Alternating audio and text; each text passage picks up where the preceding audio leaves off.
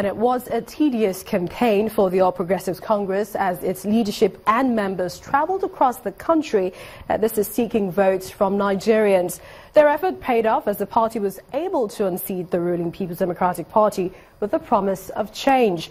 Now, 2 years down the line, how has the changed government been able to impact on the lives of Nigerians? Tonight, we kick off our series on the 2 years of Buhari's administration with a look at the presidency. Our correspondent, Emana Amawe, reports. APC! APC! APC! A familiar soundbite that rent the air from the last days of 2014 to 2015. A promise to change things for the better.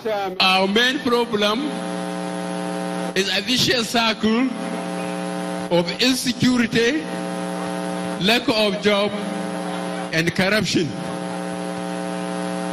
The APC is determined to break this vicious circle. The support for him was massive indeed from across the country. My people, my people. The incoming president of the Federal Republic of Nigeria, General Muhammad Buhari.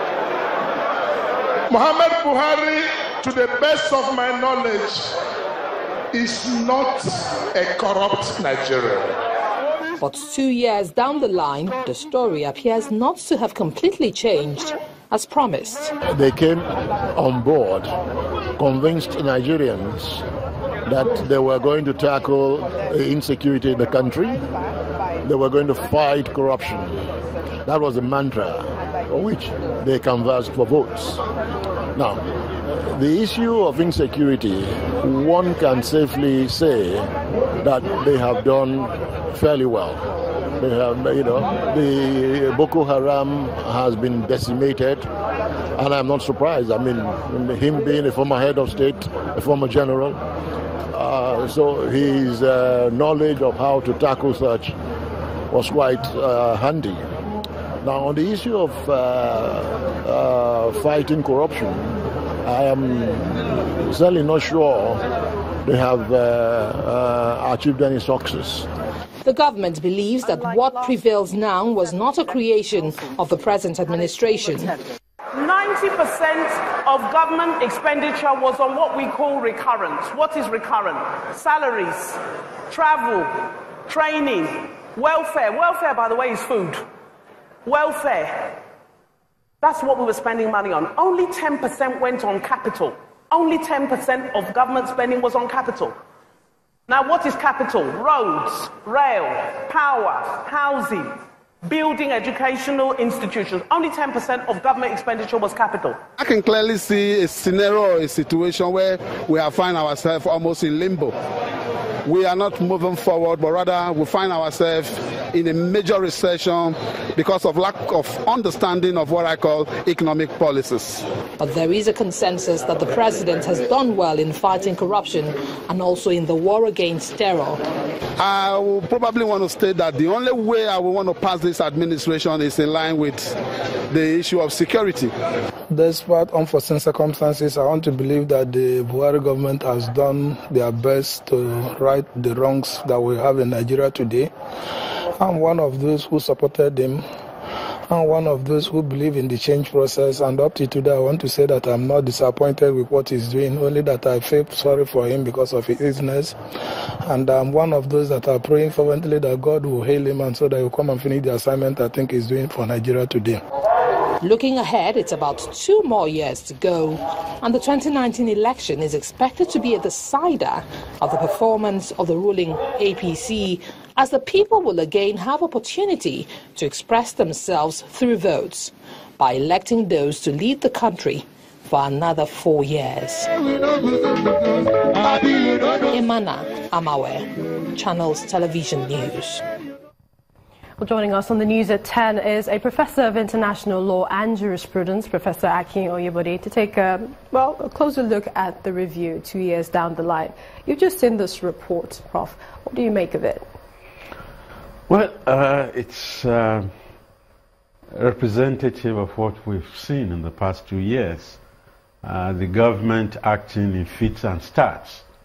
Just like political hustings are difficult from governance, if you learn from the experience of Donald J. Trump, you agree that Buhari was overly optimistic about the possibility of turning Nigeria around.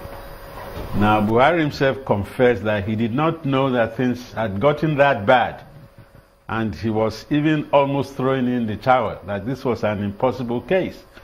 But you must remember that General Buhari had 3 times tried to win the presidency, and on the 4th effort, he succeeded. But it took so long, nearly 6 months, before he could put his team together. Then I must say that what we call the presidency really is not part of the American practice. The presidency, if I remember rightly, was articulated by my good friend, Walter Ofonagoro. And you don't have the presidency in America. You have the White House, the West Wing, the East Wing, and all the various parts of the White House.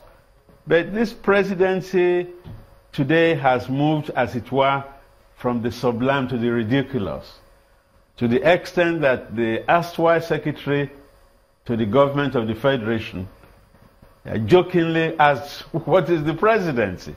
I mean, if the SGF does not know what the presidency is, you can imagine what the rest of us know. So what I'm saying in essence is that Buhari seems to have been incapacitated by an amorphous aggregation of personalities. And that flows from the nature of the APC. The APC itself is a synthetic party. It's not an organic party.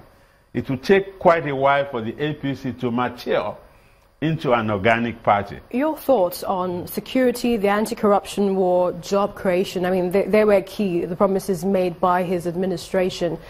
Do you think that, I mean, how would you score the president in these areas? Well, some of the footage acknowledge the prowess of President Buhari in containing Boko Haram, severely degraded, reduced to suicide bombers and sporadic action. So that definitely is a good point for the administration. But when you're talking of corruption, I think we've experienced more of the atmospherics of corruption, because you cannot take on corruption head-on without tampering with the legal system that we inherited from the British. Things like presumption of innocence, don't be a judge in your cause.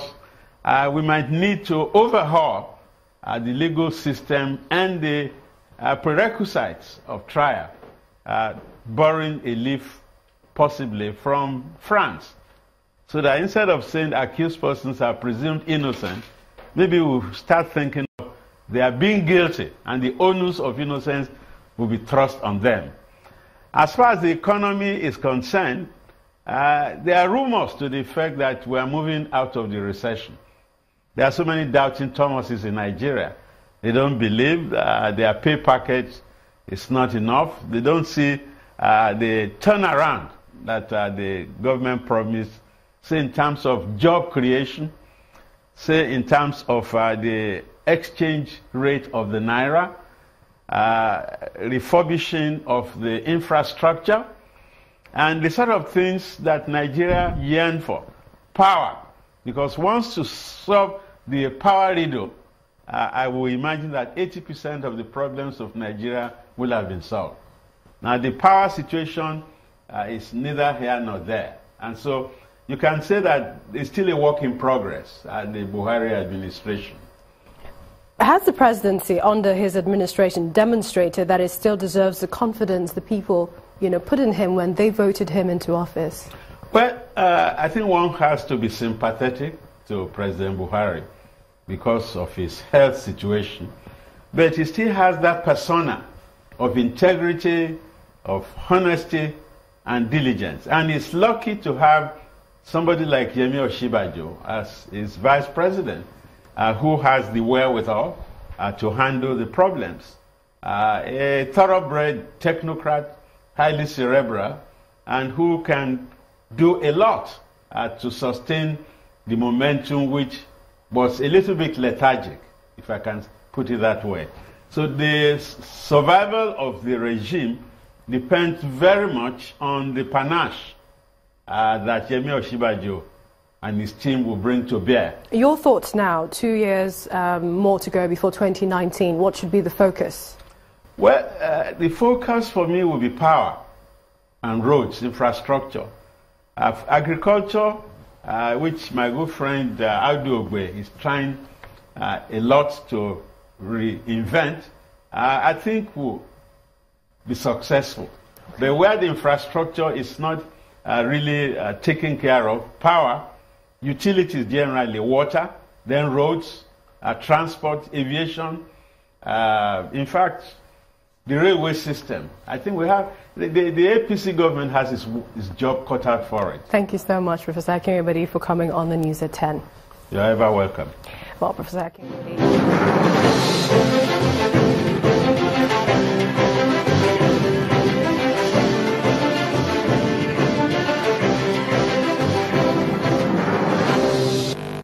When the News at 10 returns, Nigeria's foreign exchange market receives over $205 million intervention ahead of CBN's MPC meeting.